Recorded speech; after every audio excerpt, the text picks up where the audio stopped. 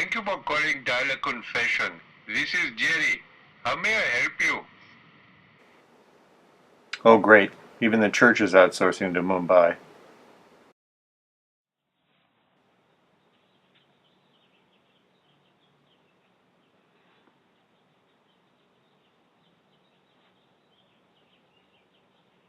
Bless me, Father, for I've sinned.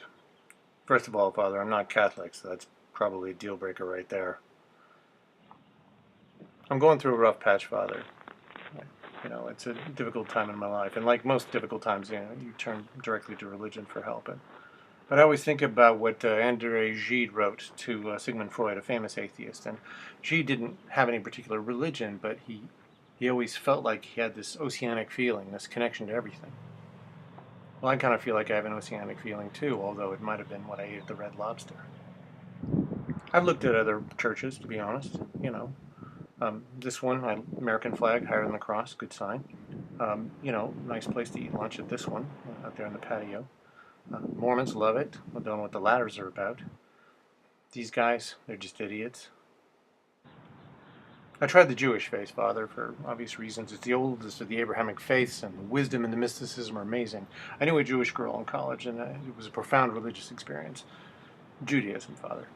But their special time is sundown on Friday, and, that's, to be honest, that's my special time too. It's called happy hour. It's a very important time to my people. How am I going to fit into this religion other than, kind of looking Jewish? And I thought about, Islam, Father. It's a wonderful religion. They get a bad rap. Let's face it. Mostly for blowing things up, but we blow things up too. And really, they're not waiting for the 99 virgins in the afterlife. You want that? You can just go to Comic-Con, for God's sake. No, their religion is beautiful and timeless. The five pillars of faith, and particularly the one about giving alms to the poor, which, to be honest, I think is going to come up for me. I was amazed by the passion, you know, Muslims have for their religion. And also these cool clothes. Look at this guy. It's like he's wearing a sleep sack. I want to wear that. And of course, I thought about Buddhism, because they definitely have it. Definitely heaven is not wanting anything. So I tried meditating and meditating. Well, sleeping, Father. But the Four Noble Truths are true.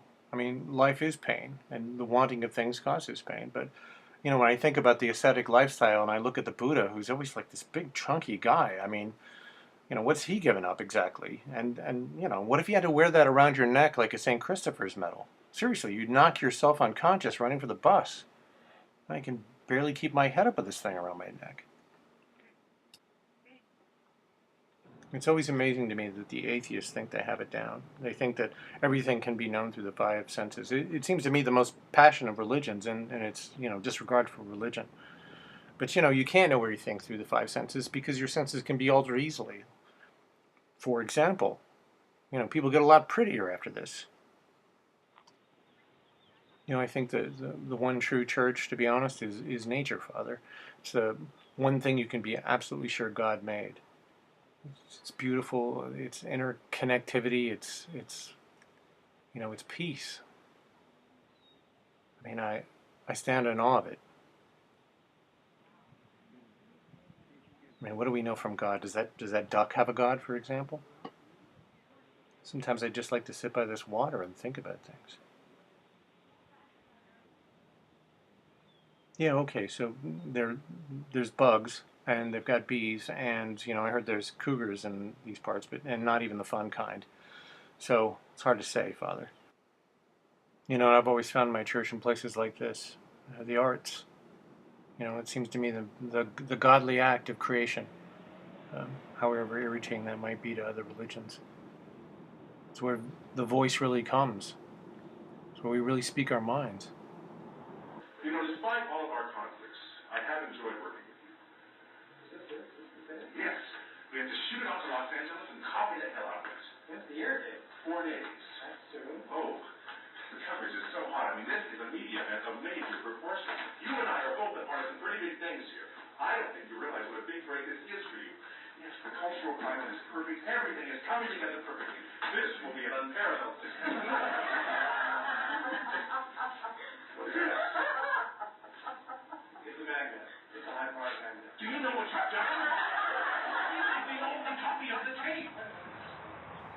When we talk about religion, we're talking about one of two things. It's either how you should live your life or what happens after you die. Well, look, if I'm going to die, and I am, if I'm going to die, who's living? Who's doing the right thing? How do we live? That's the most important question. If I'm going to die, and surely I am, probably by your hand, lightning bolt and all, who's living? Who's going to really speak for the living? Look, if I'm going to miss me that time, damn it. If I'm going to die, who's going to speak for the poor? Who's going to speak for the dispossessed? Who's going to speak for anyone? Who's going to fight for the rights of people? Who's going to try to change the world in a positive way? Who's going to try to make a difference at all? Who's going to give a shit? You got to tell me that, Father. Who's going to give a shit?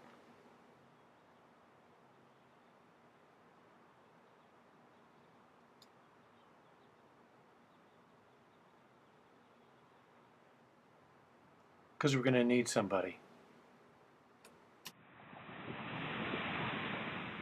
I'm a Westerner, I'm from the West. I like my music and my stories full of action and adventure and stress and release, tension and resolve. I want the good guy to win. I want there to be the chance of a good guy winning. It's the end of the story I've always liked.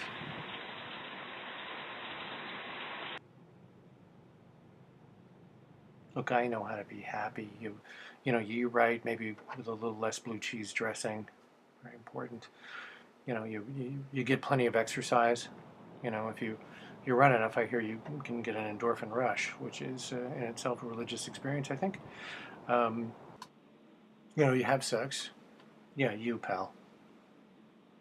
And, you meditate or at least get plenty of sleep. Most of all, I think we have to love. Both to be happy and to be holy. It's the one thing we do well. It's the one godly thing we do is be kind and show compassion. It's the one really great thing human beings can do. Kindness. Not that I'd know.